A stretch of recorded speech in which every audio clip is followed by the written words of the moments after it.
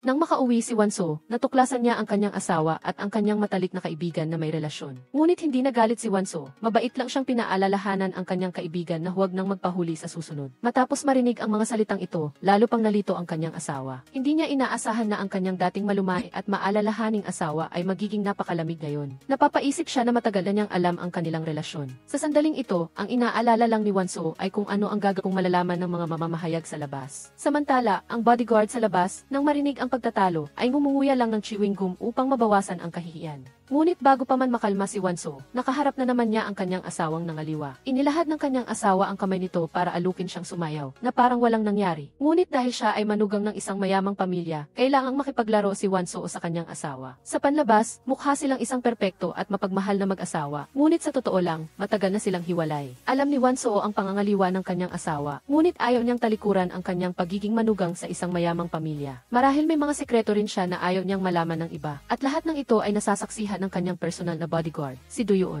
Labis siyang nalulungkot para kay Wanso, ngunit wala siyang magawa. Matapos ang party, tinawag si Wanso ni Miran. Hindi niya inaasahan na makakasalubong niya ang nakakainis na si Taera sa mismong pinto. Sa sandaling ito, nagpanggap pa si Taera na kaawa-awa pagkapasok ni Wanso sa silid. Hindi niya pinansin si Miran at sinervan ang sarili niya ng isang baso ng alak. Mas lalong nagalit si Miran na sadyang may mainit na ulo. Kinuha niya ang dyaryo at hinampas kay Wanso. Tinanong ni Wanso si Miran kung kailan pa naging kaugalian niya ang magtapon ng mga bagay. Sa narinig, galit na sumigaw si Miran. Para talunin si Miran, diretsong itinapon ni Wanso ang basong hawak niya sa sahig. Ngunit hindi pa rin siya nasisiyahan, kaya tinapon niya ang lahat ng baso sa mesa. Nang makita ang mga basong may malaking halaga na nagkalat sa salamin, tinawag siya ni Miran na baliw.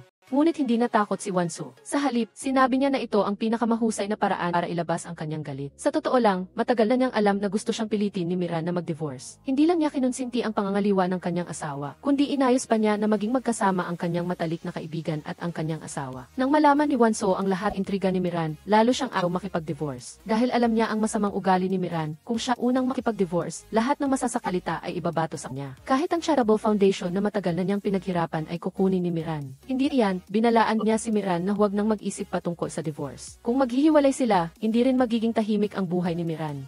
Mukhang may hawak si Wanso na hindi matatawarang ebidensya laban kay Miran. Galit na sumigaw si Miran sa likod niya na maaga o huli, papatayin niya ito. Sa totoo lang, mula pagkabata ay nakita na ni Wanso ang tunay na mukha ni Miran. Dahil lang sa tinawag ng kanyang ina na gumagawa ng golf balls siyang madam, ay pinagalitan siya ni Miran at sinampal pa. Gumawa pa nga siya ng sari-saring dahilan para paalisin ang kanyang ina sa trabaho. Dahil dito, lalo pang naghirap ang kanilang pamilya. Mabuti na lang, bago umalis ang kanyang ina, ninakaw niya ang golf club sa bahay ni Miran. Binago nito ang kapalaran ni Wanso sa ilalim ng masusing pagtuturo ng kanyang ina. Mabilis na naging bihasa si Wanso sa edad na 7 at araw-araw siyang masipag na nag-ensayo. Umaasa na balang araw ay makamit ang tagumpay, ngunit hindi sumasang-ayon ang tadhana. Dahil sa kahirapan, si Wanso ay huminto sa pag-aaral bago pa man matapos ang high school. Walang ibang pagpipilian, nagtrabaho siya bilang kapulot ng golf balls. Nagtatrabaho sa araw at nagsasanay sa gabi. Isang araw, aksidenteng napanood ng kanyang ina si isang liwanag pag-asa, isang 14 na anyos na golfer ang nanalo ng gintong medalya. Hindi lang siya nagkaroon ng pagkakataong maging sikat kundi makakuha din siya ng premyong aabot sa daan-daang bilyon. Labis itong ikinatuwa ng kanyang ina. Kaya, nagdesisyon kanyang ina na paalisin si Wanso sa trabaho bilang tagapulong ng golf balls at humiram ng pera na may mataas na interest para kapunta siya sa SC at makasali sa paligsahan. Mabuti na lang, sa unang beses niyang sumali sa paligsahan, nagwagi si Wanso sa kampyonato sa loob ng mahigit 1-0 taon ng magkakasunod. Siya ay naging isang sikat na golfer, at maiisip na pagbalik niya sa bansa, makakakuha siya ng napakaraming karangalan at pera. Naisip ni Wanso na sa ganong paraan ay mabago niya ang kanilang kahirapan. Ngunit ang hindi niya inaasahan ay ang kanyang ina, na ibinenta ang lahat kanilang gamit para lang makapag-aral siya sa ibang bansa, sa lulong sa pagsusugal. At natalo pa ang lahat ng premyong napanalunan ni Wanso sa loob ng mahigit 10 taon. Sa huli, tiyan ang pinutol ni Wanso ang relasyon niya sa kanyang ina at ibigay ang lahat ng kanyang premyo sa mga susunod na paligsahan sa isang charitable foundation. Siya rin ay naging ambasador ng nasabing foundation. Dahil sa kanyang pagiging sikat, matagumpay na nakasal si Wanso sa isang mayamang pamilya. Nais sana niyang mahalin ang kanyang asawa habang buhay, ngunit hindi niya inaasahan na makakaharap niya ang masamang biyenan. Pagkatapos nilang ikasal, lalo pang naging walang pakialam si Yongko. Si Wanso ay umaasa lamang sa alak para mawala ang kanyang sarili. Isang araw, lasing na lumabas si Wanso mula sa bar at aksidente niyang nakita si Duyoon. Tinanong siya ni Duyoon kung bakit mag-isa siya, at pagkatapos ay sinamahan niya si Wanso sa elevator. Ngunit nang malapit nang magsara ang pinto ng elevator, elevator. Hinanap niya ang kanyang room card sa buong bag, ngunit hindi niya ito mahanap. Kaya, galit na galit niyang ibinuhos ang lahat ng kanyang gamit. Nang makita ito ni Doyoon, tinulungan niya si Wonso. Hindi niya inaasahan na pagkatapos niyang ayusin ang mga gamit ni Wonso, naglabas si Wonso ng isang napakalakas na tanong. Tinanong niya si Doyoon kung gusto ba niyang matulog kasama siya ngayong gabi. Isang malabo kapaligiran ang bumalot sa buong hallway at hindi nagsalita si Doyoon. Dahil alam niya na lasing lang si Wonso, hindi niya ito inisip at diretsong binuksan ang pinto ng kwarto para sa kanya. Ngunit nang pumasok si Wonso sa kwarto, hindi siya makatayo ng maayos. Agad siyang inalalayan ni Doyoon. Hindi nila inaasahan na ang pinto ay otomatikong magsasara, ngunit nakalimutan nila na ang room card ay nasa labas pa. Tinanong ni Doyoon si Wonso kung nalulungkot ba siya. Sinabi ni Wonso na hindi ito ang dahilan. Bagaman hindi alam ni Doyoon kung bakit siya malungkot.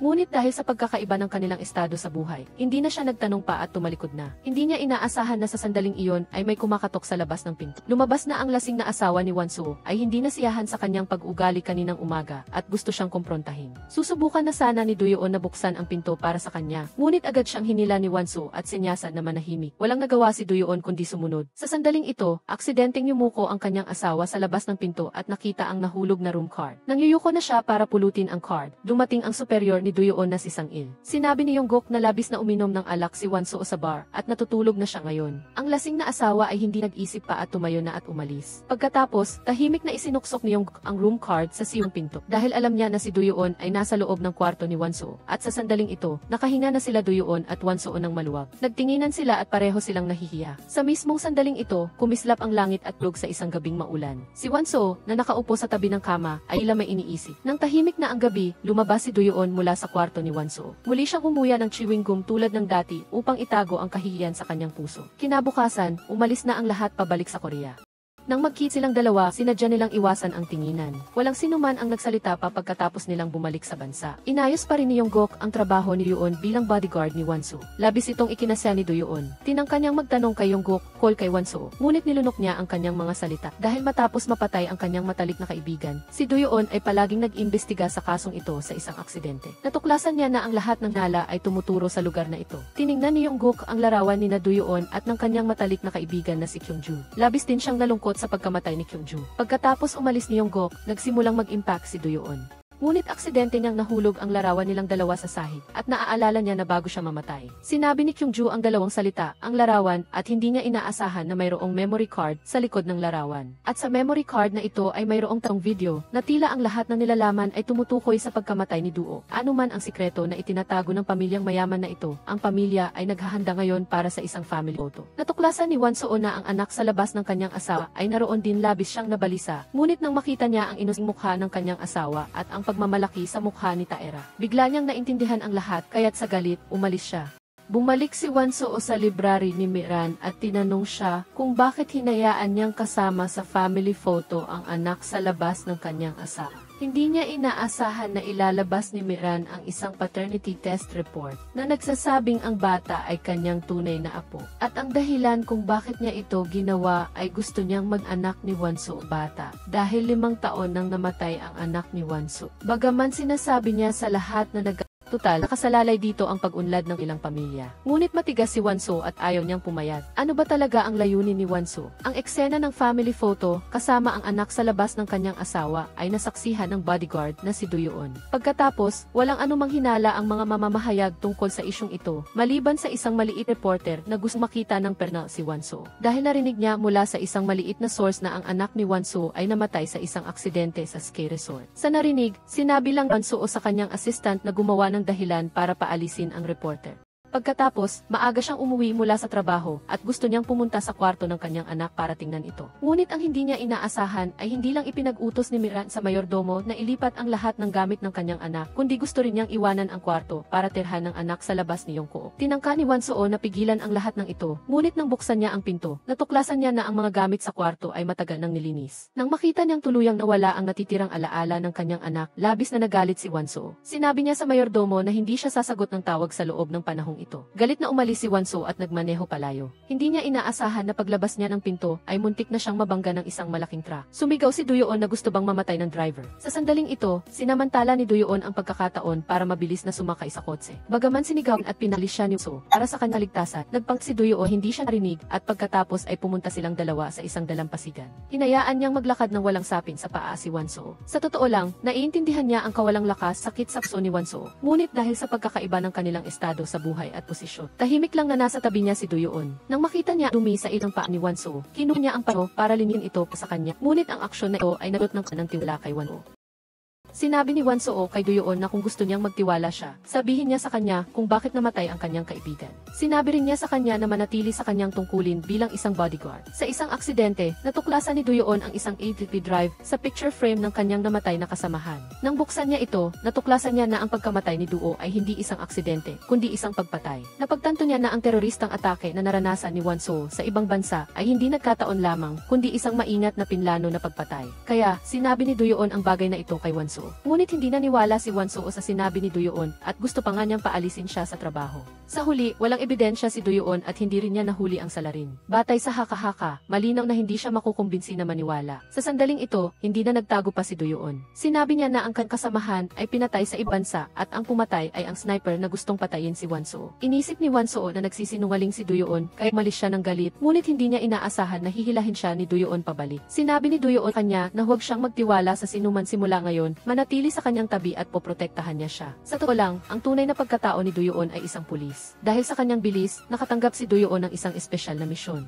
Si Duyoon ay inayos na maging bodyguard sa Blue House. Sa ibabap, ang trabaho niya ay protektahan ang kaligtasan ng Pangulo. Ngunit sa katunayan ay lihim niyang kinukunan ang mga Taikoon na nakikipag-ugnayan sa Pangulo. Samantala, si Kyungju ay naging pulis ng Seoul Intelligence Agency, ang unahing responsable sa pagtanggap ng impormasyong ibinibigay ni Duyoon. Mula doon, iniimbestigahan nila ang daloy ng mga lihim na pondo ng mga Taikoon. Dahil ang misyon na ito ay isinasagawa ng lihim, ang kanilang tanging pinagsasabihan ay ang police commissioner. Ngunit bago pa man maghanda si Kyungju na pumunta sa ibang bansa para mag-imbestiga, sinabi niya kay Duyoon ang tunay na layunin ng paglalakbay na ito ay para imbestigahan ang pagkamatay ni Duo at ang money laundering sa loob ng Wayne Group. Ngunit sa kasamaang palad, pinatay si Kyungju habang nag-imbestiga sa ibang bansa. Nang malaman ni Duyoon na pinatay ang kanyang matalik na kaibigan, nagmakaawa siya sa police commissioner na muling buksan ang investigasyon. Kung hindi, ang pagkamatay ni Kyungju ay magiging isang malaking kawalan. Hindi niya inaasahan na tatanggi pa rin sa kanya ang police commissioner. Kaya, nag-resign si Duyoon bilang pulis at nag-isang naghanap ng katotohanan. Samantala, nilapitan ni Wanso ang kanyang kuya at sinabi niya na maglalabas siya ng pampublikong ulat sa pinansyal na sitwasyon ng LV Foundation para gawin itong isang internasyonal na organisasyon. Dahil ayaw na niyang gamitin ni Miran ang LV Foundation para mag-laundering ng pera. Pinayuhan siya ni Hyunsu na kumalma dahil hindi ito kasimple gaya ng iniisip niya. Tinanong niya si Wanso kung ang atake sa Manila ay talagang aksidente. Sinabi ni Wanso na hindi niya alam. Muling tinanong siya ni Hyunsu kung nangyari ang atake bago o pagkatapos niyang sabihin kay Miran ang tungkol sa korporasyon. Sinabi ni Wanso na pagkatapos. Ang mga salitang ito ay nagdulot ng pagdududa kay Wanso tungkol sa teroristang atake. Hindi niya alam kung tama ang sinabi ni Duyoon. Ngunit sa sandaling ito, hindi niya pinansin iyon, kundi kailangan niyang harapin ang isang mas mahirap na problema. Nilapitan niya ang kabit ng kanyang asawa, si Taera. Pinaalalahanan din niya si Taera na huwag maging malapit sa kanyang asawa habang hindi pa tapos ang pati. Kung makakakuha ng ebidensya ang mga mamamahayag, masisira ang kanyang buhay at kasal. Upang maiwasan na mangyari ito muli, hiniling ni Wanso sa kanya at sa kanyang anak sa labas na mabilis na tirahan sa Switzerland. Ngunit hindi niya inaasahan na tatanggihan siya ni Taera. Sa simula, inisip niya na nagalit si Wanso dahil nahuli niya ang kanyang asawa na nangangaliwa. Hindi niya inasahan na ito ay dahil sa kanyang sariling reputasyon. Nagdulot ito ng pagkalito kay Taera. Sa pribado, naghihintay siya na makipag-war si Wanso at matagumpay na makapasok sa milyang maman ang kanyang anak. Ngunit matigas si Wanso na sinabing hindi siya makikipag-divorce. Labis itong ikinagalit ni Taera.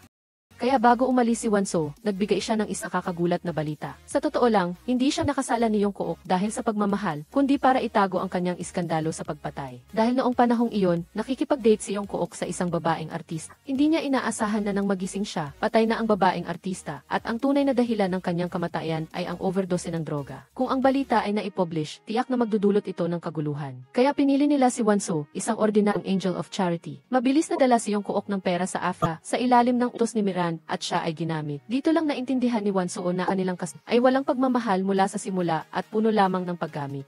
Sa sandaling iyon, kahit na galit siya sa loob, nagtiis pa rin siya. Nang gabing iyon, sinabi ni Kim Yong-kook na gusto niyang kausapin si Oh Won-soo. Hindi niya maintindihan kung bakit matagal nang alam ni Won-soo ang tungkol sa kanyang pagtataksil at sa kanyang anak sa labas, ngunit nagpanggap pa rin na walang alam. Tinanong siya ni Won-soo kung bakit siya pinakasalan. Sabi ni Yong-kook ay dahil mahal na mahal niya ito sa unang tingin. Sinabi rin niya na anuman ang mangyari, hindi siya makikipaghiwalay kay Won-soo. Sa pagdinig sa mga kasinungalingan ni Yong-kook, nakaramdam si Won-soo ng matinding pagkasuklam. Inubos niya na lang ang wine para maibsan ang galit sa loob niya, para mabilis niyang malutas ang problemang si Jang Taera. Nagmungkahi si Oh Won-soo na dalhin kaagad sila ng kanyang asawa sa Switzerland, ngunit nag-alinlangan si Kim Yong-kook. Hinarap siya ni Won-soo at tinanong kung bakit hindi niya magawa ang maliit na bagay na iyon. Sabi ng kanyang asawa ay irresponsable lang siya, hindi inkompetente. Kasabay nito, hinanap din ni Jang Taera si Park Min at sinabing ayaw niyang pumunta sa Switzerland, gusto lang manatili ang kanyang anak sa tabi ng kanyang ama. Sabi ni Miran ay iisipin niya ang isang paraan. Kaya, tinawagan ni Miran ang abogado at hiniling na ihanda nito ang lahat ng plano. Dahil dito, kinabukasan ay napilitan si Won-soo kumuha ng litrato, kasma ang anak sa labas ng kanyang asawa, at wala na siyang ibang mapuntahan. Nagawa lang niyang pumunta sa kanyang pribadong apartment.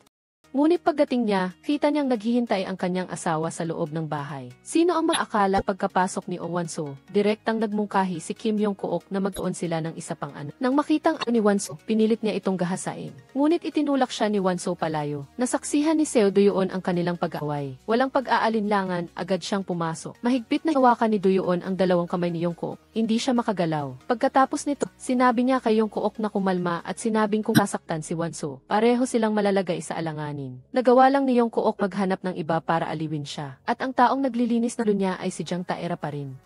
Sa pagtingin sa kalmadong mukha ni Jang Taera, makikita na sanay na siya sa bagay na ito. Sa kabilang banda, dinala ni Kim Yong-kook, ang boss ni Seo Do-yeon, si Do-yeon sa security room ng Hwang Group. Para masanay siya sa trabaho dito, tinanong niya ang kanyang boss tungkol sa sanhi ng pagkamatay ni Duo. Hindi inaasahan, binalaan siya ng kabilang partido na huwag makialam sa mga bagay ng iba. Ito ang agad na nagpaisip sa kanya na may mali, kaya kinuha niya ang video backup mula sa kanyang kasamahan. Pagkatapos ng isang gabi ng pagsusuri, walang nakitang kakaiba si Do-yeon. Nang buksan niya ang drive na iniwan ni Kyung-ju, natuklasan niya na ang lugar kung saan namatay si Duo ay hindi sa Daejeon, kung saan siya nakatira, kundi ibang lugar. Ang taong responsable sa pag-asikaso ng kanyang katawan ay si Kim Yong-kook, ang supervisor. Bigla niyang alaala ang sinabi ni Kyung-ju noon. Sabi ni Kyung-ju na anuman ang mangyari, kailangan niyang magsiyasang mas malalim dahil ito ay isang murder case. Anuman ang sikretong itinatago nila, bigla ang natanggap ni Oh Won-soo ang liham ng pagbibitiw ni Park Min para sa kanya. Malinaw na gusto nitong kunin ang lahat ng kapangyarihan sa kumpanya mula sa kanyang kamay. Hindi niya inaasahan na gagamit niyang masamang biyena ng ganoong masamang taktika.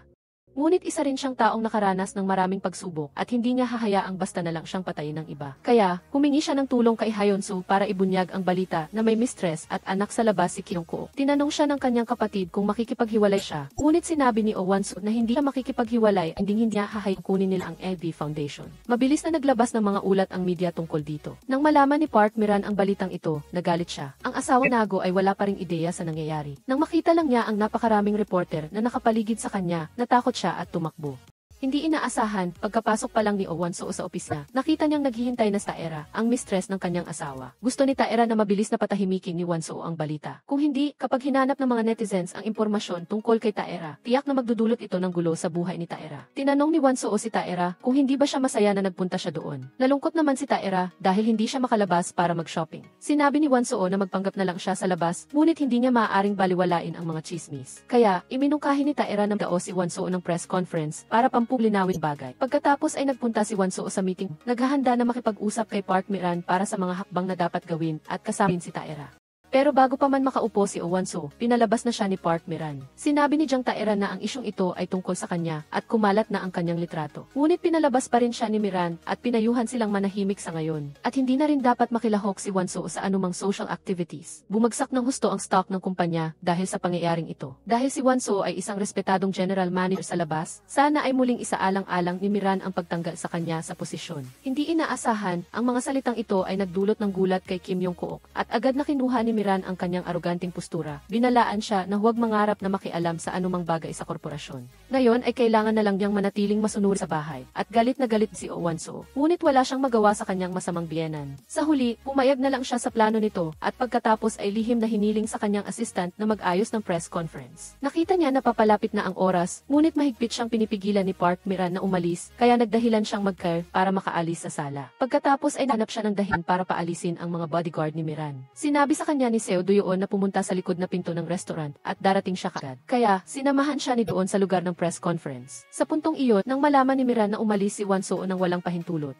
Masyadong nagalit si Park Miran, ngunit dahil may mga bisita pa, nagpigil siya ng kaunti. Buti na lang at nakarating si Oh Won-soo sa press conference bago ito matapos, kung saan naghihintay ang lahat na makita ang kanyang katatawanan. Nagbigay rin si Won-soo ng pahayag bilang tugon sa mga chismis tungkol sa anak sa labas. Nagdeklara siya sa harap ng mga reporter na ang anak sa labas ay anak ng kanyang biyenan na namatay 8 taon na ang nakakaraan. Nang ilabas ang balitang ito, lubhang nabigla ang lahat. Si Miran naman na nanonood ng balita ay mas lalo pang natulala. Ang ginawang ito ni Won-soo ay hindi lang nagpapakta sa lahat na mahal nila ng kanyang asawa ang isa-iisa, kundi naglagay rin kay Miran sa isang mahirap na sitwasyon. Ngunit habang may masaya, mayroon ding nalulungkot. Galit na galit si Jang Taera at gusto niyang magwala. Dati ay ipinagmamalaki niyang mistress siya ni Kim Yong-kook. Ngunit ngayon, si Taera ay sinabing mistress ng isang 70 anyos na matandang lalaki. Ito ang nagpaubos ng hiya kay Taera. Hindi lang pinuri ni Kim Yong-min ang kanyang lakas ng loob, kundi gusto ring makita agad ang mga ekspresyon ng kanyang ina at kapatid. Dapat sabihin na ang bawat miyembro ng pamilya ng Chaebol ay may sariling motibo. Ang layunin ng bawat isa ay para sa kanilang sariling kapakinabangan. Kasabay nito, pagka-uwi pa lang ni Oh Won-soo, pinagalitan na siya ng husto ni Park Miran. Si Miran ay napakatalino, ngunit hindi niya inaasahan na malalampasan siya ni Won-soo. Tinatanong niya kung ano ang layunin ni Oh Won-soo sa buhay. Sabi ni Won-soo na gusto niyang gumawa ng mas magandang mundo dahil mahirap siya noon. Kaya nagsikap siyang maging isang profesyonal na manlalarong golf. At dahil naranasan niya ang kahirapan at gutom, gusto niyang tulungan ang mga mahihirap na makawala sa hirap. Sabi ni Park Miran na hindi siya makatakas sa kahirapan dahil sa kanyang kalikasan. Sa puntong ito, binalaan siya ni Miran na ang pera na ginagamit ni Won-soo ay sa kanya. Kung gusto niyang gumawa ng charitable work para sa lipunan, huwag na siyang gumastos ng pera ng korporasyon. Dahil sa kanyang mga ginawa ngayon, nawala ang dangal ng Hwang Group, kaya hiniling ni Park Miran na mag-resign siya bilang SE kaagad. Ngunit tinanggihan ni Oh Won-soo ang desisyong ito. Nagdeklara pa siya na kung ipipilit ni Miran ang kanyang gusto, magsasagawa siya ng press conference upang unyag ang lahat ng ebidensya ng money laundering nito. Kahit natawagin pa niya ang mga prosecutor at pulis para pigilan balita, mahirap pigilan ang pagsabog ng publiko. Alam ni Miran na tuluyan ng nabaliw ang kanyang manugang. Binalaan niya si Won-soo na ang mga susunod na mangyayari siya mismo ang may kagagawan. Sabi ni Won-soo, para maprotektahan ang korporasyon, handa siyang magtiis. Pagkatapos, nakaisip din si Park Miran ng paraan para inisin si Oh Won-soo. Dinala niya sa bahay ang mistress at anak sa labas ng kanyang anak. Gusto pa nga niyang tratuhin ni Won-soo si Jang Taera tulad ng pagtrato niya kay Miran. Pagkatapos ng lahat, ito ay isang bagong talaangkanan na ginawa mismo ni Won-soo. Hindi niya inaasahan na pumayag si Won-soo nang makarating pa lang sila sa bahay. Tinawag ni Taera na nanay si Won-soo, pagkatapos ay nalaman niyang mali kaya tinawag siyang ate. Hindi alam kung paano mabubuhay ang ganoong kaingot na babae sa ganitong pamilya na puno ng loloko. Pagkatapos ay dinala ni Won-soo ang anak sa labas ni Kim Yong-kook sa kwarto. Habang ipinakikilala niya ang bawat isa sa bata, galit na pumasok si Taera. Hinarap siya ni Jang Taera kung bakit tinawag siyang kabit at patuloy siyang pinupuna. Sa pagtingin sa inosenteng bata, sinabi na lang ni Oh Won-soo na maghintay ang bata sa isang tabi at pagkatapos ay nagbigay ng maraming kondisyon kay Taera. Hindi pinayagan ni Won-soo si Taera na lumabas sa kwartong iyon. Huwag siyang mangarap na makasalo sa pamilya sa hapunan at hindi siya dapat magpakita sa kung saan makikita siya ni Won-soo. Nang gabing iyon, gustong mag-jogging ni Won-soo at tinawag niya si Seo Do-yeon para samahan siya. Sa puntong ito lang niya talaga binitiwa ang kanyang pagiging maingat at sinabi ang lahat kay Do-yeon. Tinanong ni Won-soo si Do-yeon kung hindi ba siya kaawa-awa sa ginagawa niya. Ngayon, ang mistress at anak ng kanyang asawa ay lumipat na sa bahay na ito.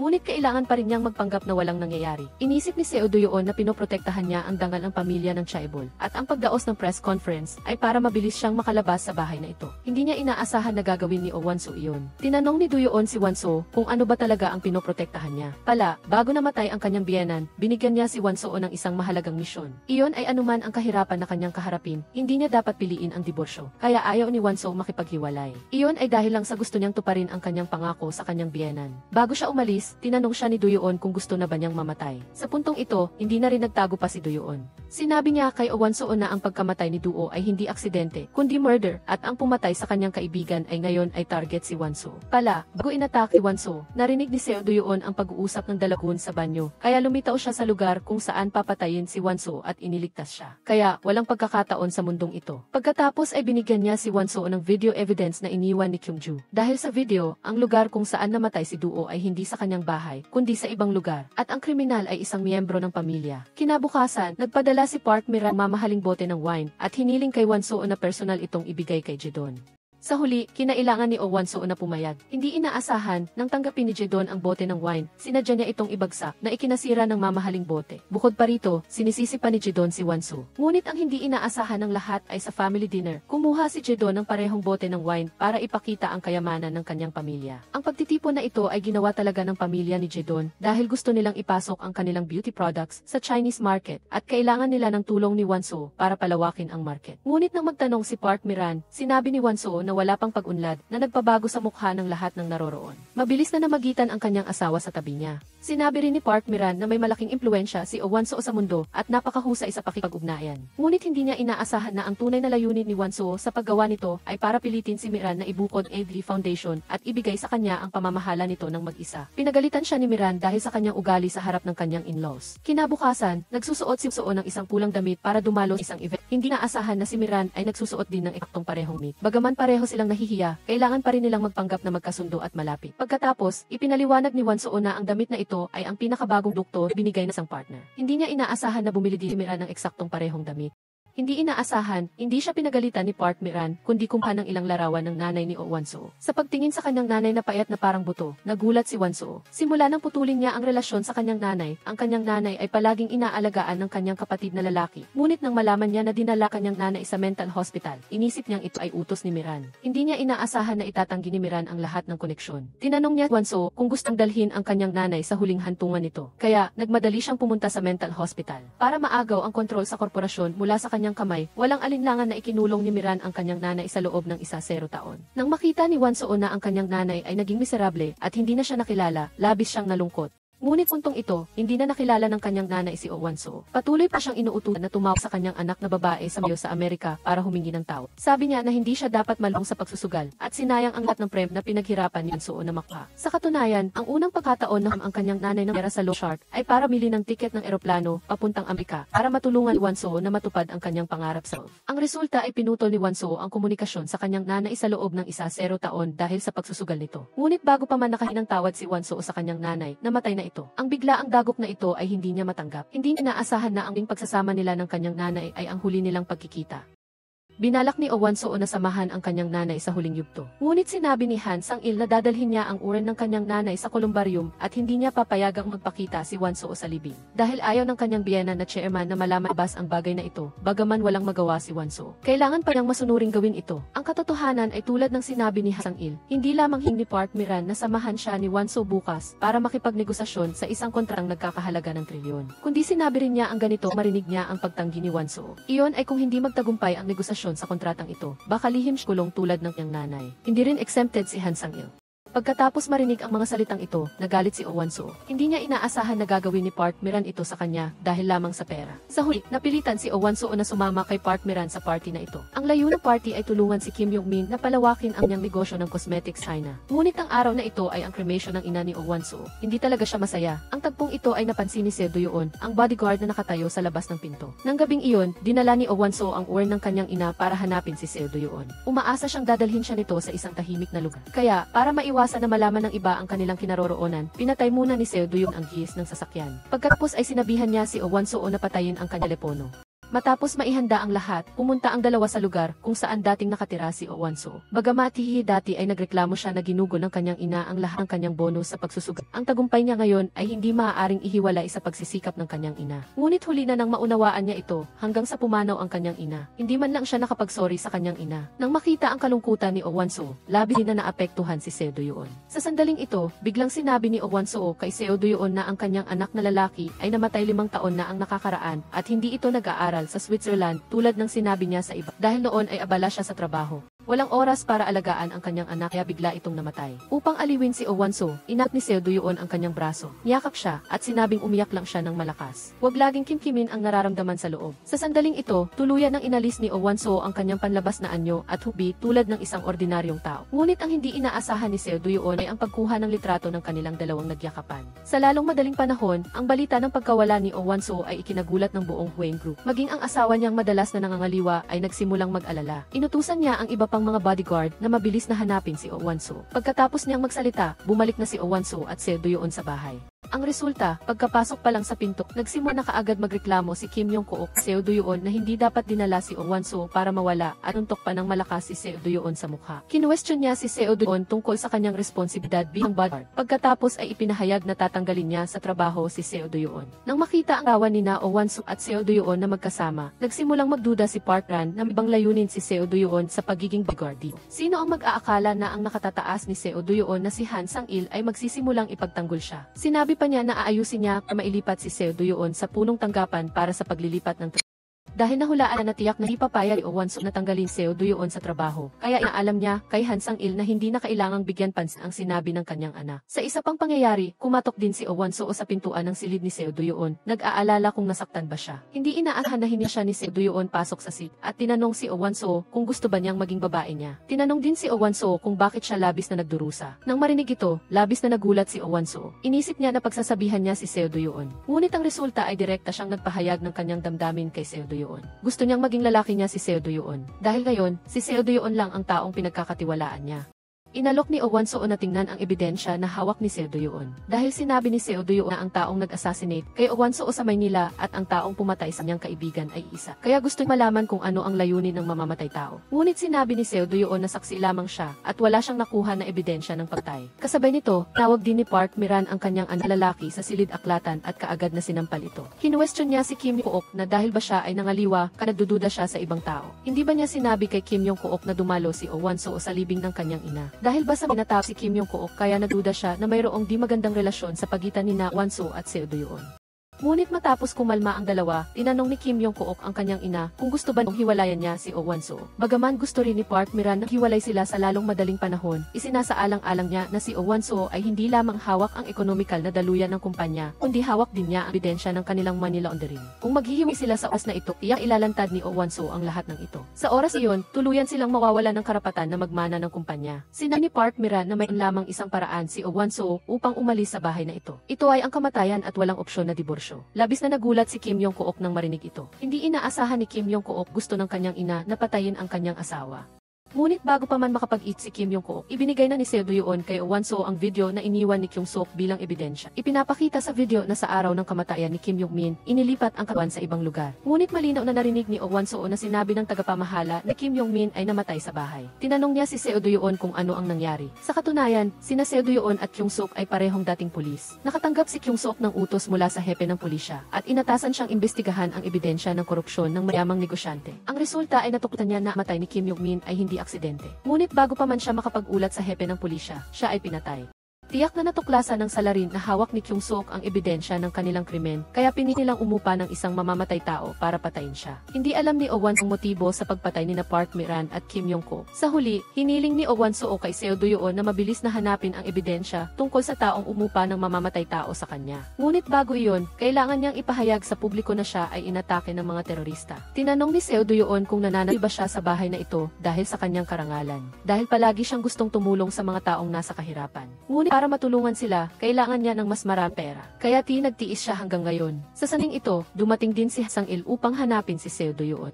Nang makita niya na nandito rin si Oh Won-soo, nagulat siya upang maiwasan ang mga hindi pagkakaunawaan. Nagsinungaling si Oh Won-soo na nakagap na naman siya ng video file mula sa terorista at gusto niyang tulungan siya ni Seo Do-yeon na suriin ito. Kaya naman hindi nila maaaring tanggalin sa trabaho si Seo Do-yeon. Bagaman pumayag si Han Sang-il sa kahilingan ni Oh Won-soo, nang tumalikod siya ay pinagalitan pa rin niya si Seo Do-yeon. Sa katunayan, palagi nang pinaghihinalaan ni Seo Do-yeon na ang salarin ay si Han Sang-il dahil nakita niya si Han Sang-il nakikipagnayan Batanggang sa ibang bansa. Bukod pa rito, nabanggit din ni Kyung-sook ang Batanggang. Kaya naman, upang mabilis na malaman ang katotohanan, nagsinungaling si Seo Do-yeon na siya ay ipinadala ni Han Sang-il upang makipag-ugnayan kay Kim Yong-min.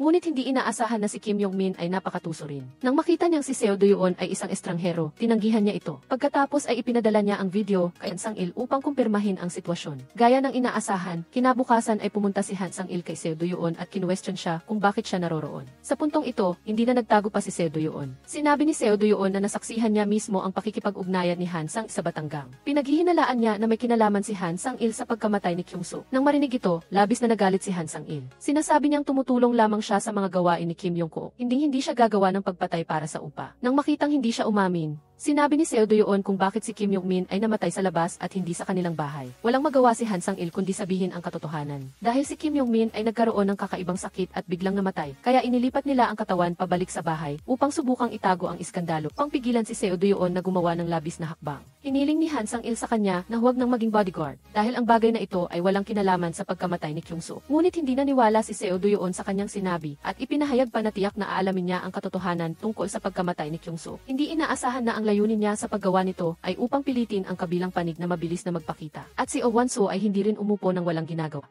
upang pigil ang pagpak ng negosyo ng kosmetiko ni Kim Yong-min sa merkado ng China. Naglakas loob din siyang maglulad ng katulad na produkto sa oras na ilalabas ng kalaban ang kanilang bagong produkto. Mabilis na naubos ang produkto ni Oh Won-soo sa tulong ng kanyang impluensya. Pagkatapos malaman ang tungkol dito, galit na agad ang pamilya ni Kim Min at pumunta sila sa biyenan upang makipagtalo. Hiniling ni Seo Jeon kay Oh Won-soo na magbigay ng makatwirang paliwanag, ngunit sinabi Won-soo na dahil sa kakulangan ng pondo para sa bakuna sa Africa, gumawa siya ng upang kalikom ng pondo. Ngunit lalo lang itong ikinagalit ni Seo Jeon. Alam niyang ginawa ito ni Oh Won-soo upang maghiganti sa kanya, kaya nag-isip din siya ng mas masamang paraan.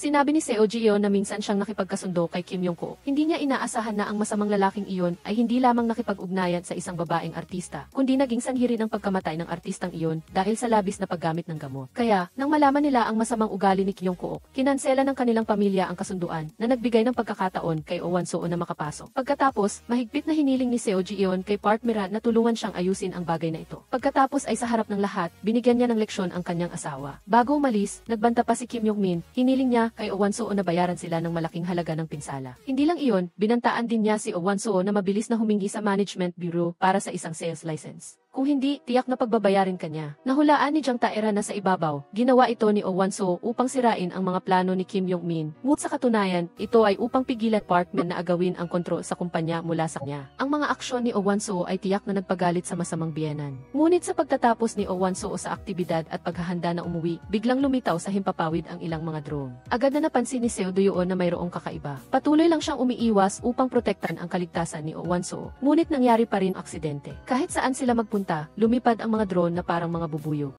Sa huli, sa ilalim ng sunod-sunod na pag-atake ng drone, sumabog ang sasakyan at lumipad ng daan-daang. Ang salarin ay ang babaeng bodyguard ni Park Miran na dumating sakay ng motorsiklo upang tingnan ang sitwasyon. Nang kumpirmahin niya na walang nabuhay sa loob ng sasakyan, mabilis din siyang umalis sa lugar. Ngunit ang hindi inaasahan ay ginamit ni Seo Do-yeon ang kanyang huling lakas upang buksan ang pinto ng sasakyan. Ang unang bagay na ginawa niya ay buhatin si Oh Won-soo palabas ng sasakyan, ngunit pagkatapos noon ay sumabog ang sasakyan. Nang makita si Oh Won-soo na humihinga ng mabagal, si Seo Do-yeon ay nalungkot at sinisi ang sarili. Sa huli, nawalan din siya ng malay dahil sa matinding sugat at mabilis silang dinala sa ospital.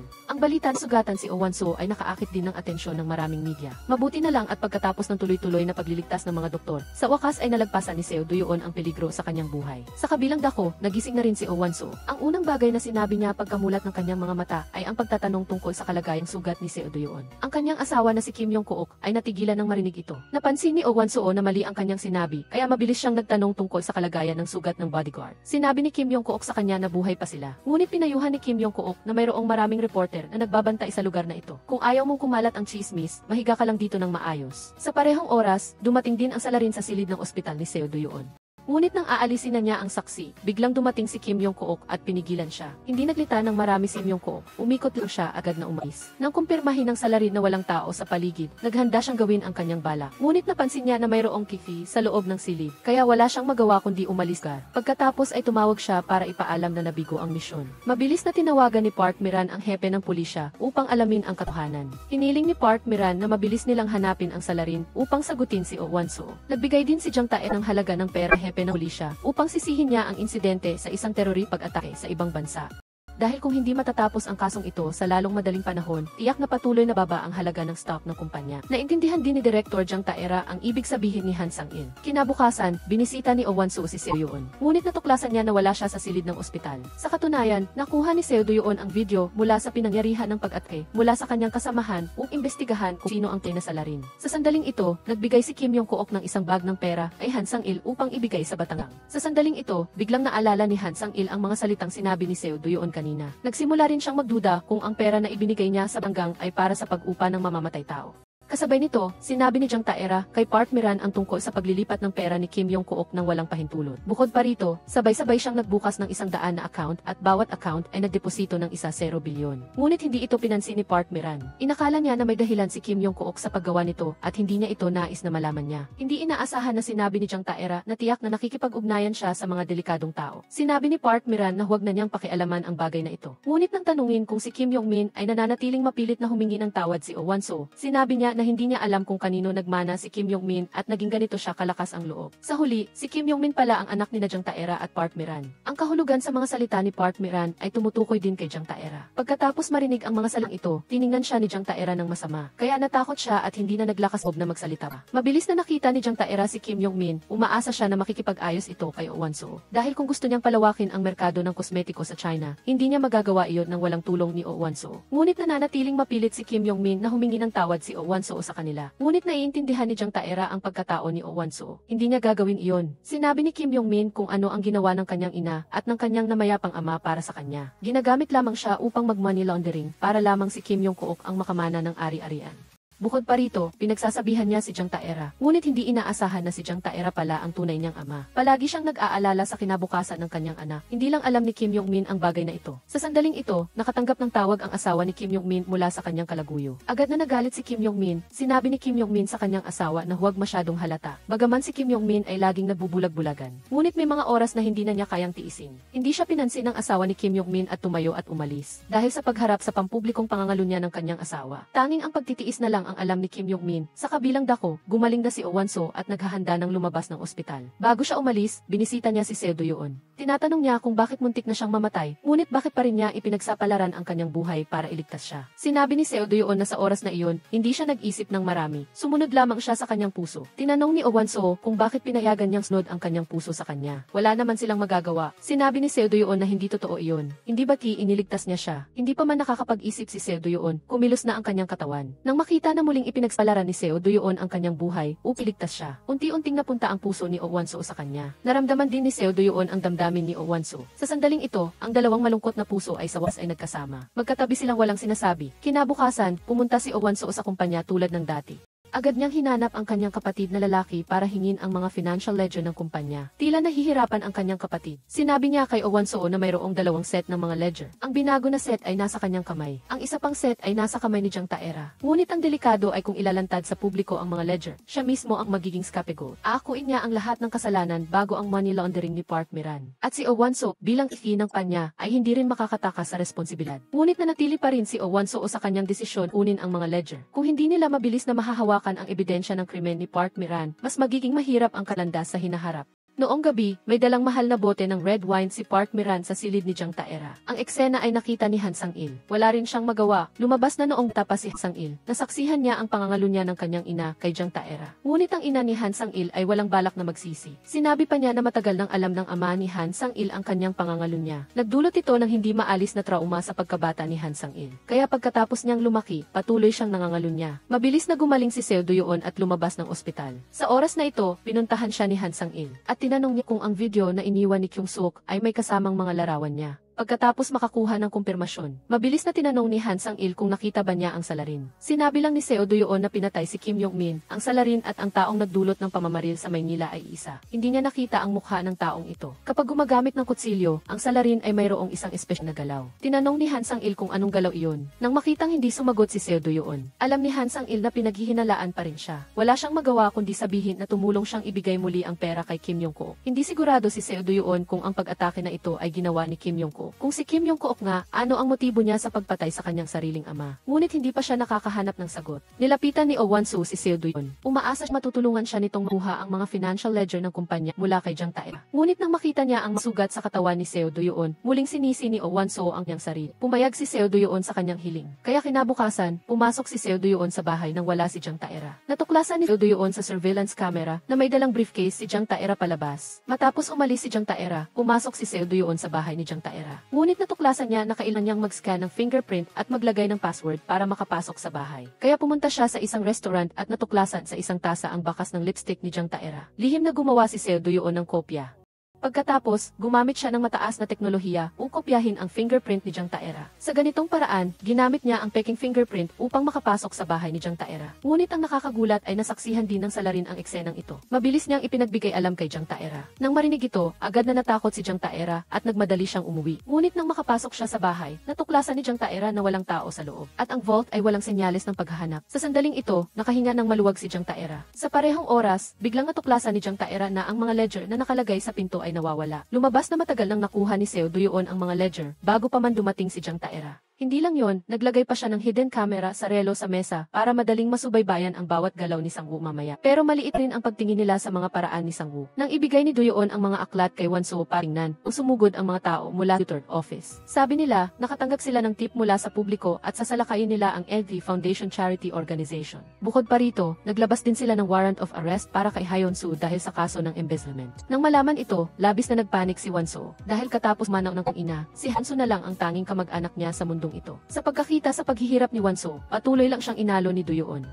Sa puntong ito, pumasok si Yongko. Nang makita niya ang eksena, namutla siya. Ngunit ang nakakagulat ay si Yongmin ang nagsumbong kay Hyun-soo sa katiwalian. Dahil galit pa rin si Yongmin kay Wan-soo dahil hindi siya tinulungan nito na palawakin ang merkado ng cosmetics sa China. Kaya para bigyan siya ng babala, ibinigay ni Yongmin ang mga dokumentong nakolekta niya sa prosecutor office. Ngunit ang aksyong ito ni Yongmin ay ikinagulat ni Sang-woo dahil hawak ni Hyun-soo ang ebidensya ng kanilang money laundering. Kung ibibigay niya ang ebidensya sa mga taga-usig, tuluyan ng babagsak ang buong korporasyon. Ang dahilan kung bakit tinulungan ni Sang-woo si Yongmin ay dahil si Min ay illegitimate child ni Sang-woo at Miran. Para sa kinabukasan kanyang anak, labis na nag-alala si Sang-woo. Di nagtagal, binisita ni Wan-soo ang kanyang kapatid. Ngunit sa pagkakataon ito, mado ang kanyang kapatid na parang may pinaghandaan na. Sinabi ng kanyang kapatid kay Wan-soo na nasa kamay niya ang buhay ng buong Hwain Group. Bagamat hindi alam ni Wan-soo kung ano ang ibig sabihin ng kanyang kapatid. Umalis pa rin siya nang makita niya si Sang-woo na dumating. Sa pagkakataong ito, sinabi ni Hyun-soo na kung hindi siya tutubusin ni Sang-woo, ibibigay niya sa pulisya ang ebidensya ng money laundering ng korporasyon. Hindi nagtagal, nagkasundo silang dalawa. Sa puntong ito, sinabi ng kanyang kapatid kay Sang-woo na si Yongmin ang nagsumbong sa kanya.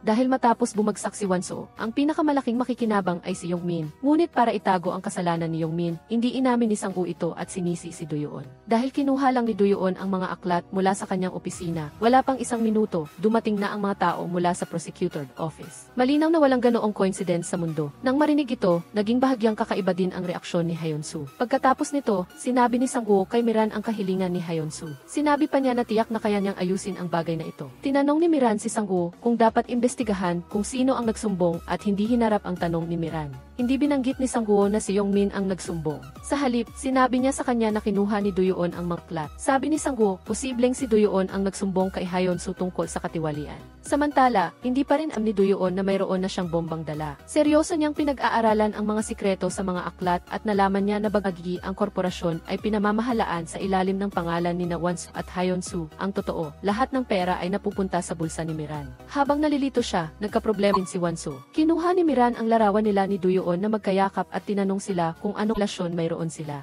Bagaman di labis na nalungkot si Wan-soo nang marinig niya ito. Ngunit bago pa siya makasagot, sinabi na ni Sang-woo sa kanya na kinuha ni Duyoon ang mga aklat. Dahil sa wala nang magawa, kusang loob na inamin ni Wan-soo na siya ang nag-utos kay Duyoon na gawin ito. Ang layunin ay tingnan lamang ang mga aklat ng korporasyon bago maging internasyonal ang korporasyon. Ang larawang iyon ay mas walang batayan. Dahil noong panahong iyon, nalulunod pa rin siya sa sakit sa pagkawala ng kanyang ina at nahihirapan pa siyang tumayo. Ito ay ganap na hindi katulad ng sa larawan at si Duyoon ay isa lamang bodyguard. Kung ganoon, sinabi ni Miran na patayin si Duyoon. Dahil ang mga aklat ay nagtago ng napakaraming sikreto ng korporasyon, lalo lang naging walang kabuluhan ang sinabi ni Miran. Bagamat natanggap na niya ang larawang ito matagal na, inakala lang niya na nagpapatawa lang si Wan-soo. Hindi niya inaasahan na nilinlang siya Duyoon at kusang loob pang inaako ang lahat ng kasalanan. Narinig niya na si Duyoon ay valedictorian ng Police Academy. Sinabing binigyan ni Wan-soo ang isang pusa ng isda. Galit na galit si Miran na muntik na siyang hindi makahinga. Ngunit naniniwala pa rin si Wan-soo na hindi gagawin iyon ni Duyoon. Nang makita ito, walang nagawa si Sang-woo kundi gamitin ang emosyon. Sinabi siya mismo ang nagsanay kay Hyun-soo kaya hindi nito kayang ipagkanulo ang korporasyon. Tulad din na hindi ipagkanulo ng korporasyon ang kanilang mga kamag-anak.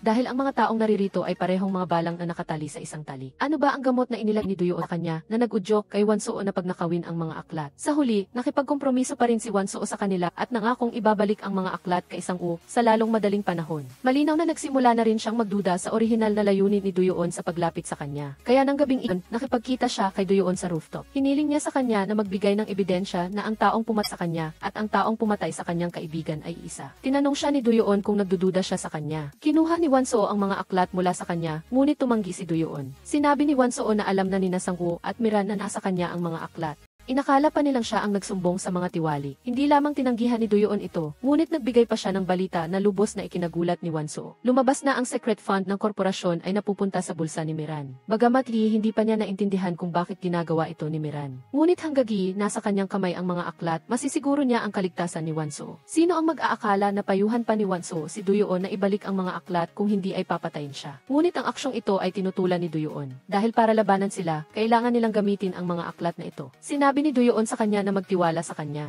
Nang marinig ang tiyak na sagot ni Duyoon, hindi na nag-alinlangan si Wansuo. Mahigpit silang nagyakapan at naghanda upang lumaban ng magkasama. Sino ang mag-aakala na kinabukasan, ang balita na ninakaw ni Wansuo ang pera ng korporasyon ay kumalat na sa media. Galit na galit si Miran pagkatapos niya itong makita. Hindi niya inaasahan na ang taong nagmamanipula ng lahat ay ang mistress ni Yongko. Ngunit ang dahilan kung bakit niya ito ginawa ay upang palitan si Wansuo bilang tunay na may-ari ng korporasyon para maitago ang iskandalo. Una, nilapitan ni Sang-woo si Hyun-soo at iminungkahi na kung hindi niya ibibigay sa pulisya ang ebidensya ng kanilang money laundering. Kung gayon ay siguradong ilalabas siya ni Sang-woo. Pagkatapos, nilapitan ni Sang-woo si Miran at naghanda na gumamit ng isang nakainit na paksa upang takpan ang balita tungkol sa pagkuha ng pondo ng korporasyon. Iyon ay ang balita tungkol sa affair ni Wansuo. Bagamat gilas na mahalaga kay Miran ang reputasyon ng kanyang anak para mas madali siyang makamana sa korporasyon, malinaw na ito ang pinamabisang paraan sa kasalukuyan. Kaya, kinabukasan, inayos ni Miran na pumunta si Wansuo sa Busan upang dumalo sa isang taong anibersaryo ng resort ng korporasyon at samantalahin ang pagkakataon na mag-shoot ng magazine cover ng mag-asawa upang mapawi ang mga chismis tungkol sa kanilang diborsyo. Para dito, hindi tumutol si Wansuo at masayang pumayag. Sa totoo lang, may mas malalim na dahilan si Sang-woo kung bakit niya gustong bumaba sa pwesto si Wansuo bilang dahil gumawa si Duo ng isang testamento. Kung mabubuhay man siya hanggang 70 taong gulang o hindi, ilalabas niya ang testamentong ito sa kanyang ika-negatibo 70 na kaarawan. Bagamat hindi alam ni Sang-woo kung ano ang nilalaman nito, nang papalapit na ang araw, nagmadali si Sang-woo na magplano para sa kanyang anak. Kasabay nito, para makapag-relax si Wansuo, nagmaneho si Duyoon at dinala siya sa isang beach. Habang nag-uusap silang dalawa, biglang tinanggay ng hangin ang scarf ni Wansuo. Buti na lang at nasalo ito ni Duyoon at siya mismo ang nagsuot nito kay Wansuo. Nang umabot sa climax, hindi na rin napigilan ng dalawa na magkayakapan. Hindi nila inaasahan na ang eksenang ito ay lihim na kinuhanan ni Lee Jin. Pagkatapos, sinimulan na nila ang kanilang plano. Ang kanilang target ay si Wansuo at kasabay nito, inilagay nila ang fingerprint ni Duyoon sa scene at sa armas para ipagbintang siya. Nang gabing iyon, muling pumasok si Lee Jin sa villa. Sa oras na ito, silang dalawa lang ang nasa loob ng bahay. Mabilis na naghanap si Lee Jin ng tamang anggulo para sa pagkuha ng larawan. Ngunit sa huli, aksidenteng natapon ni Wansuo ang baso ng tsaa, kaya napaso ang kamay ni Duyoon. Ang eksena ng pag-aalala ng dalawa sa isa ay aksidenteng nagbigay sa taong lihim na kumukuha ng ebidensya ng affair. Para matiyak ang kalikasan ni Wansuo, balak ni Duyoon magbantay sa tabi ng kama. Nang makita siyang ganoon kaalalahanin, direktang niyakap siya ni Wansuo mula sa likuran. Pagkatapos umalis ni Duyoon, naakit siya sa isang ligaw na pusa. Ngunit hindi niya alam na ang panganib ay unti-unting lumalapit kay Wansuo. Pagkatapos ng maikling pagtatapos, hindi niya inaasahan na nang tumingala siya, nakita niya ang mamamatay tao sa ibabaw ng kanyang ulo. Mabuti na lang at sa tulong ng kanyang fighting skills, nasipa ni Duyoon ang mamamatay tao sa dagat. Kaya maswerte si Duyoon na nakaligtas. Hirap si Duyoon na gumapang patungo sa sabungan at minaneho ang yete papalayo sa baybayin. Sino ang mag-aakala na nang magising siya muli, ginagamot na ni Wansuo ang kanyang sugat. Ang dalawang nakaligtas sa trahedya ay mas pinahahalagahan ang isa-di-isa. Sa pagkakataong ito, sa wakas ay nalampasan na nila ang pagiging asawa ng isang mayaman at bodyguard para maging magkasama. Pag-uwi niya, nakatulog ng mahimbing si Wansuo at inilagay pa niya ang kanyang kamay sa binti ng kanyang asawa sa kanyang pagtulog. Nang unti-unting lumipat ang posisyon, biglang nahiya si Yongko. Nang makita niyang mahimbing ang tulog ni Wansuo, ayaw na niya siyang abalahin pa. Sino ang mag-aakala na nang magising si Wansuo at makita niya na ang kanyang asawa ang nasa harapan niya, biglang dumilim ang kanyang paningin. Pagkatapos, pumunta si Yonggok sa bintana para mag-relax at nagkataon na nakita niya si Duyoon. Biglang umusbong ang selos at pagkatapos ay ikinuwento ni Wansuo ang tungkol sa pag-atake sa kanya. Tinanong siya ni Yonggok kung sino siya. Sabi ni Wanso, mas mahalaga kung sino ang nagpadala ng taong umatake sa kanya. Hindi niya alam, bagamat hindi na tulad ng dati ang kanilang buhay mag-asawa. Ngunit sa labas ay kailangan pa rin nilang magpanggap na magkasintahan. Nang makita ito, labis na nalungkot si Duyoon. Ngunit gaano ba kaganda ang itsura ni Wanso sa harap ng kamera. Ngayon, nag-alala lang siya para kay Duyoon dahil kahapon gamutin niya ang sugat nito. Tuklasan Wanso napno ng pek ang likod ni Duyoon at labis siyang nasaktan. Sa puntong ito, nag-isip si Duyoon na gustong ninang salarin ang mga aklat ng korporasyon, kaya inalis niya ang lahat ng bodyguard sa tabi ni Wanso. Kung mamamatay si Wanso, ang direktang hinabang ay ang kanyang bayaw, si Yongmin. Ngunit may isang bagay na hindi maintindihan ni Duyoon. Kung si Sang-woo ang pinakamalapit kay Miran, bakit niya ibinintang ang lahat ng money laundering kay Miran? Mayroon lang isang dahilan, at iyon ay si Yongmin ang anak ni Sang-woo. Para patunayan ang hinala na ito, sinabi ni Duyoon kay Wanso na maghanap ng pagkakataon para alamin kay Yongko. Kaya, pagkatapos ng photoshoot, tinanong ni Wanso ang kanyang asawa kung si Yongmin ba ay illegitimate child ni Miran. Nagtaka si Yongko kung bakit niya ito tinanong. Nang makita na nagulat si Yongko, nakumpirma ni Wanso na napatunayan niya ang hinala na ito. Pagkatapos ay sinabi ni Wanso kay Yongko na ang pagkamatay ni Duo ay hindi aksidente, kundi posibleng sadyang pagpatay. Nang marinig ito, labis na nagulat si Yongko. Samantala, sa ibang pangyayari, galit na galit si Miran na halos gusto na niyang magmura. Dahil palagi siyang naniniwala sa sinabi ng isang doktor na ang Botox injection ay maaaring makabawas ng wrinkles. Kaya gumastos siya ng 300 milyon bawat injection para manatiling bata. Ngunit hindi niya inaasahan na ang sangkap ng Botox injection na ito ay normal solution lamang. Ang halaga ng injection na ito ay hindi umabot 1,000 won. Nang mahuli ng pulisya ang scam group, saka lang nalaman ni Miran na naloko siya. Ang tinawag na doktor na iyon ay isang third-rate na artista lamang. Para maitago ang iskandalo na ito ng masamang si Miran, iminungkahi ni Sang-woo sa kanya na ilabas ang magarawan ni Wanso at Duyoon sa media para mapilitang maghiwalay sina Yongko at Wanso. Sa ganoong paraan ay makuha nila kontrol ng korporasyon mula kay Wanso.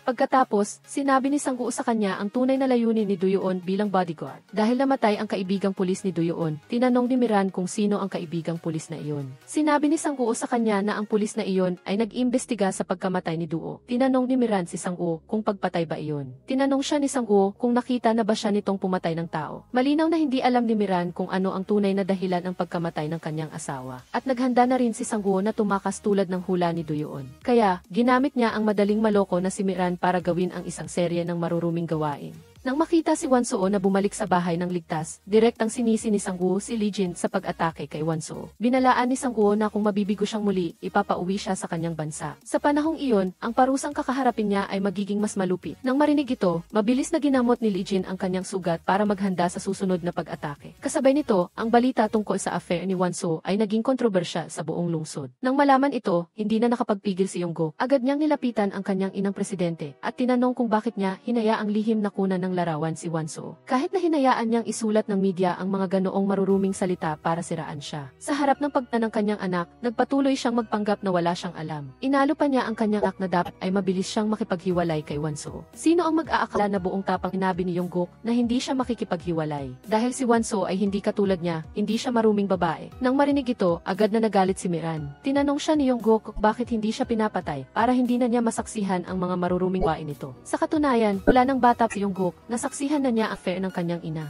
Ngunit nang makita niya si Yongguk, hindi man lang nahiya ang ina ni Yongguk. Ito ay iwan ng hindi maburab ang anino sa puso ni Yongguk noong siya ay bata. Sa pagtaong to, paturuan si Yongguk ng leksyon, sinampal siya ni Miran. Hindi niya inaasahan na ituturing siya ng kanyang asawa na parang basura. Sinabi ni Yongguk na hindi dapat nahuli ni Yongguk siyang nag-cheat. Kapag nahuli siya ni Yongguk, dapat ay nakaramdam siya ng pagkakasala. Sa punt ito, mas lalong nagalit si Miran. Malinaw na siya ang nakakahabag-habag, ngunit sinabihan pa ng ganoon ng kanyang anak. Naghirap si Miran na itatag ang korporasyon sa ganitong kalaking sukat, gusto lang niyang bigyang daan ang kanyang anak sa hinaharap. Sino ang aakala na hindi ito pinahagahan ni Yongguk dahil matagal siyang sinira Miran? Ngayon, kahit ang babaeng mahal Yongguk, hindi niya alam kung paano mahalin. Si Miran mismo ang gumawa sa kanya na isang ganap na tanga. Sa oras na ito, labis na nasasaktan si Yongguk, marahil ito ang sakit na dulot ng kanyang pamilya sa kanya. Kasabay nito, nang marinig ang mga salitang ito mula kay Yongguk, tuluyan na ring natauhan si Taera. Sa lahat ng oras na ito, akala niya ay walang babaeng mahal si Yongguk. Hindi niya inaasahan na mahal na mahala niya si Wanso, at hindi na rin inasam ang marangyang buhay.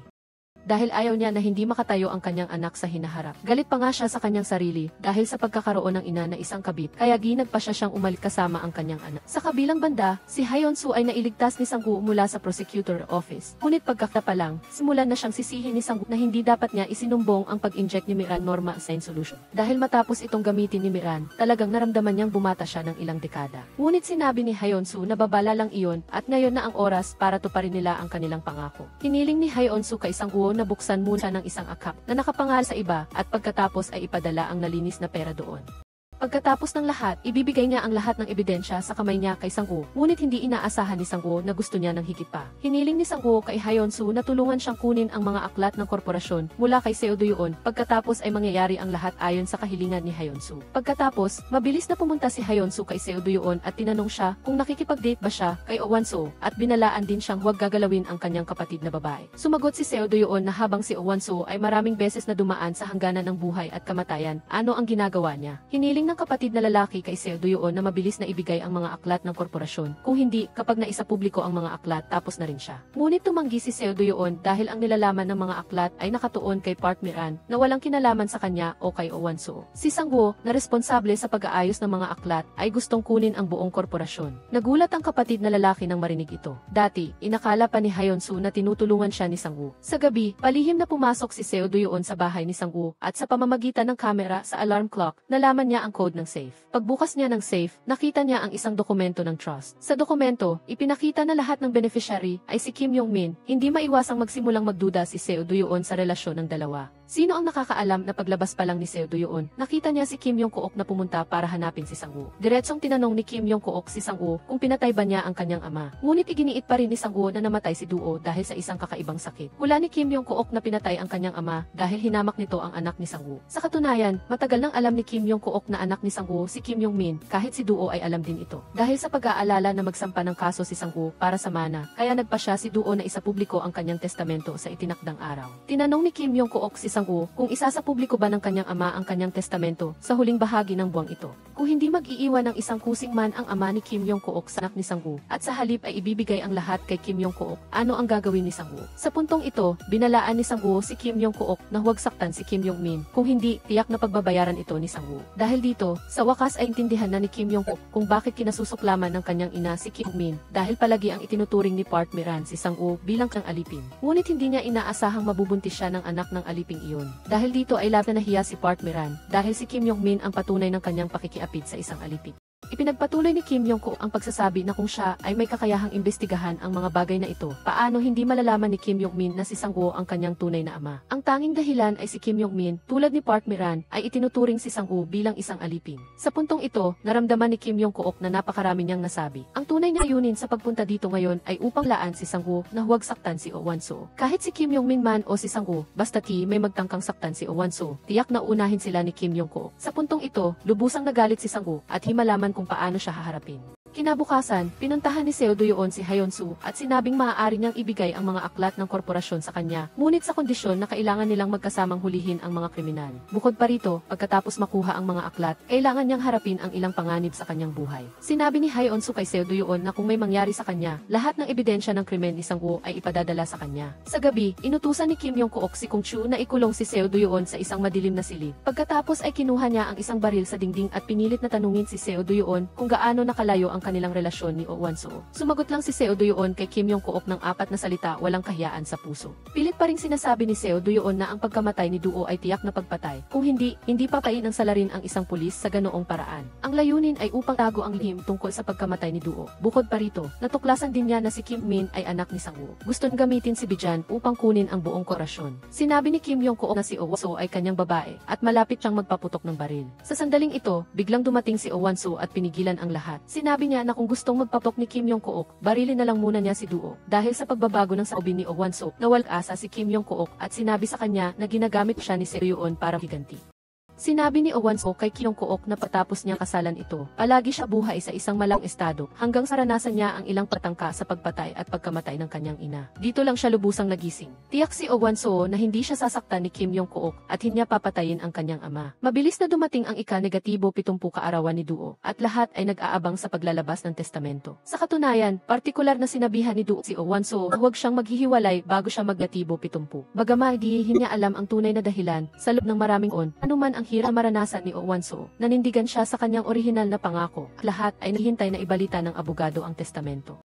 Lumabas na ang ilegal na perang nakuha ni Duo noong nabubuhay pa siya ay umabot sa 18 trilyon. Katumbas ito ng mahigit 900 bilyong Chinese yuan at pagkarinig sa napakalaking halagang ito, nanlaki ang mga mata ng lahat. Sunod, sinabi ng abogado sa lahat na idinonate ni Duo ang buong halaga sa Social Welfare Foundation at itinalaga si Owanso bilang tanging taong makakakuha ng buong halaga. Ang ibig sabihin sa labas ng sulat ay bukod kay Owanso, walang ibang makakagalaw sa ari-ariang ito. Sa sandaling ito, hindi inaasahan ni Owanso na siya na pala ang pinakamayamang tao sa Korea. Matapos malaman na iniwan ni Duo ang 18 trilyong iligal na pera kay Owanso, nagkaroon ng matinding kasakiman si Park Miran at Kim Yong-min. Sa simula, iminungkahi ni Kim Yong-min na hatiin nilang tatlo ang pera. Hindi inaasahan ni Park Miran na hindi niya itinuturing si Kim Yong-min bilang pamilya at sinabing ang korporasyon ay mamamana ni Kim Yong-kook kaya ang iligal na pera ay dapat iwan kay Kim Yong-kook. Siyempre, hindi sumang-ayon si Kim Yong-min, tahimik si Kim Yong-kook sandali at pagkatapos ay binalaan si Kim Yong-min na isa lamang siyang sumisira sa pugad ng ibon. At ibinunyag na ang pagkamatay ng kanyang ama ay hindi aksidente kundi gawa ng tao. Pagkarinig sa mga salitang ito, halatang naging tensyonado ang mukha ni Kim Yong-min, bagamagi, natalo siya ng husto, binalaan niya si Kim Yong-kook na kung hindi niya hahatiin ang pera, sasabihin niya ang lahat ng ginawa ng mag-ina. Tinanong ni Park Miran kung paano naman si Kim Yong-min. Muling tinanong ni Kim Yong-min si Park Miran kung bakit niya kailangan ng ganoong karaming pera kung matanda na siya. Pagkalipas ng ilang araw, dinala ni Owanso ang iligal na pera pabalik sa bansa. Hindi inaasahan na natuklasan ni Seo Do-yeon na ang lakad ni Lee Jin ay eksaktong katulad ng sa taong pumatay sa kanyang kasamahan. Sa kanyang puso, nag-ingat siya ng higit sa taong ito. Kasabay nito, nang malaman ni Park Miran na bumalik na si Owanso sa bansa, kaagad niyang iminungkahi kay Sang-woo na gamitin si Hyun-soo upang linisin ang iligal na pera. Sa ganitong paraan, hindi na makakataka si Owanso. Pagkatapos, bumili ng mga stock ng korporasyon sa ilalim ng pangalan ni Kim Yong-kook at gumamit ng ilang simpleng pamamaraan upang mamana niya ito. Matapos gawin ang mga bagay na ito, ibibintang ang pagnanakaw kay Hyun-soo. Pagkarinig sa plano ni Park Miran, nalungkot si Sang-woo dahil walang nakuha ang kanyang anak. Sa katunayan, nakita na ni Park Miran ang balak niya. Sumigaw si Park Miran na ang mag-ama ay parang mga sakim na alipin na dapat ay nagpapasalamat sa kaunting benepisyo at gusto pang hadlangan ang pag-unlad ng panganay na anak. Sa kabilang banda, si Owanso, Hyun-soo at Seo Do-yeon ay nagpaplano ng kanilang paghihiganti. Natuklasan ni Seo Do-yeon na si Kim Yong-min pala ay anak ni Sang-woo at Park Miran. Naisip niya na hindi maaaring mamana ni Kim Yong-min ang ari-arian ng korporasyon kaya tinarget niya ang financial fund. Sa madaling salita, ang taong gustong pumatay kay Owanso ay si Kim Yong-min, samantalang si Sang-woo ay lihim na tumutulong para sa kanyang anak. Lumabas na pinatay si ni Kim Yong-min gamit ang isang gintong ladrilyo at si Sang-woo ang unang dumating sa pinangyarihan. Pagkatapos suriin ang pinangyarihan, tinuruan niya ang kanyang anak kung paano gumawa ng alibi. Pagkatapos ay napagpasyahan niya na namatay si Duo dahil sa pagkabaliw. Pagkalipas ng 3 araw, ayon sa napagkasundo ang plano, nilinis ni Hyun-soo ang iligal na pera. Pagkatapos ay nakipagkita siya kay Sang-woo sa ilalim ng overpass. Lihim na ni-record ni Seo Do-yeon ang nilalaman ng kanilang usapan, ngunit si Sang-woo ay napakaingat. Anuman ang panunukso pag-udyo ni Hyun-soo, napakatalino ng kanyang mga sagot. Nang akala ni Seo Do-yeon na nabigo ang plano, biglang lumitaw ang isang mamamatay tao.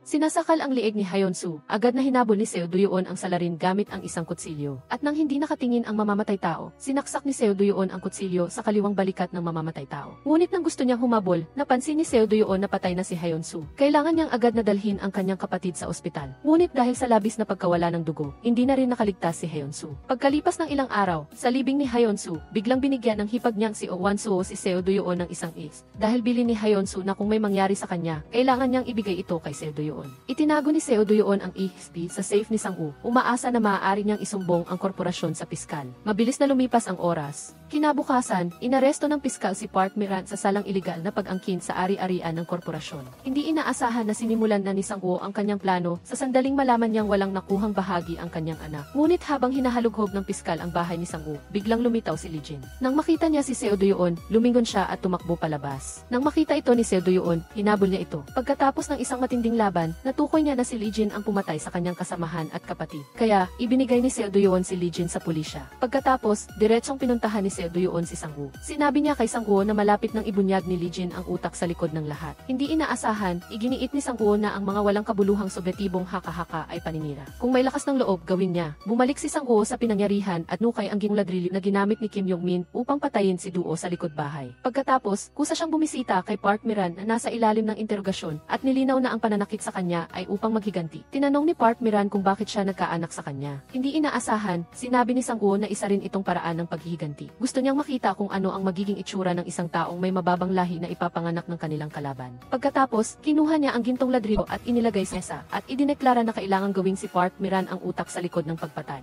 Dahil sa gintong ladrilyo ay may dugo ng asawa ni Park Miran at ang fingerprint ay kay Kim Yong-min, mayroong dapat mag-ako ng lahat ng kasalanan upang itago ang krimen ng pagpatay sa kamag-anak ng pangalawang anak ng korupsyon. Dito na unawaan ni Park Miran kung gaano katakot ang nasa harapan niyang si Butler Sang-woo. Di nagtagal, nakatanggap ang sekretarya ng balita na umamin si Park Miran sa krimen ng pagkuha ng mamamatay tao. Sa sandaling ito, nagduda si Seo Do-yeon na si Lee Jin ang mamamatay tao, ngunit agad na lumaban si Lee Jin. Ngunit ang utak sa likod ng lahat ay malaya pa rin. Sa kawalan ng sapat na ebidensya, napilitan si Seo Do-yeon na magplano para sa pangmatagalan. Sa isa pang pangyayari, nagmaneho rin si Jang Taera ng isang mamahaling sasakyan papunta sa mansyon. Binuksan ni Kim Yong-kook ang safe, ibinigay kay Jang Taera ang 1 trilyong cash, at hiniling sa kanya na mabilis na umalis sa mansyon. Hindi inaasahan na mahal pa rin ni Kim Yong-kook si Oh Wan-soo. Ngunit ang hindi inaasahan ni Kim Yong-kook ay para makipag-agawan sa 18 trilyong mana, handa si Kim Yong-min na pumatay. Tinutok ni Kim Yong-min ang baril sa ulo ni Kim Yong-kook at sinabing kung hindi niya hahatiin ang pera sa kanya, hindi siya susuko. Sa sandaling iyon, dumating din si Oh Wan-soo sa mansyon. Ngunit pagkatapos, biglang may narinig na putok ng baril sa loob ng bahay. Idineklara ni Kim Yong-kook na hindi siya magbibigay ng isang kusing man kay Kim Yong-min dahil si Kim Yong-min ay anak sa labas ni Sang-woo at Park Miran. Pagkatapos ay nagkaroon ng matinding sigalot si Kim Yong-kook at Sang-woo. Hindi inaasahan, biglang nagpaputok si Kim Yong-min mula sa likuran. Kasabay nito, pumasok din si Oh Wan-soo. Pagkatapos, pinatay ni Kim Yong-min ang kanyang patid. Namatay si Kim Yong-kook dahil sa labis na pagkala ng dugo. Hindi inaasahan, sinabi ni Sang-woo kay Kim Yong-min na maunang umalis at agad na ang surveillance camera. Pagkatapos ay pinunas si Sang-woo ang fingerprint sa bag at ibinato ang lahat ng kasalanan. Bago umalis, sinabi ni Oh Wan-soo ang totoo kay Seo Do-yeon. Sinabi ni Seo Do-yeon kay Oh Wan-soo na huwag mag-alala, gagawa siya ng paraan para iligtas siya. Pagkatapos, natagpuan ni Seo Do-yeon si Kim Yong-min na nagtatago sa bahay at agad na pinigil siya. Sa isa pang pangyayari, sinuri ng pulisya ang mga natitirang bala at kinumpirma na si Kim Yong-min ay may kaugnayan sa malubhang kaso ng pagpatay. Mula sa surveillance camera system na na-recover, natukoy ng pulisya na pumasok lang si Oh Wan-soo sa silid pagkatapos marinig ang putok ng baril. Samantala, sa ilalim ng banta ni Sang-woo, nilitan si Park Miran na umamin na siya ang naghar ng mamamatay tao para patayin si Oh Wan-soo. Ngunit hindi pa rin alam ni Seo Do-yeon kung anong ebidensya ang hawak ni Sang-woo. Pagkatapos, inaresto ng pulisya si Sang-woo at sa wakas ay humupa ang insidente. Nagsumite si Seo Do-yeon ng niyang pagbibitiw. Naramdaman niya na masyadong malaki ang agwat sa pagitan nila. Si Oh Wan-soo ay isang bilyonaryo na may 18 trilyong ari-arian, habang siya ay isa lamang maliit na bodyguard. Sa huli, nagpaalam si Seo Do-yeon kay Oh Wan-soo ng may pag-aatubili. Pagkatapos ng isang taon, aktibong nakikilahok si Oh Wan-soo sa mga gawaing kawanggawa. Ginamit niya ang buong 18 trilyong ari-arian para sa mga makabuluhang bagay. Nakatulong din ito sa kanya na mahanap ang kapayapaan at kaligayahan sa kanyang puso. Ang mas nakakagulat pa, isang pamilyar na boses ang narinig niya. Tinawag siya ni Seo Do-yeon. Sa pagkakataong ito, hindi na si Seo Do-yeon isang bodyguard. Pumunta siya rito upang maging isang voluntaryo. Dito nagtatapos ang kwento. Salamat sa panonood mo sa pelikulang ito.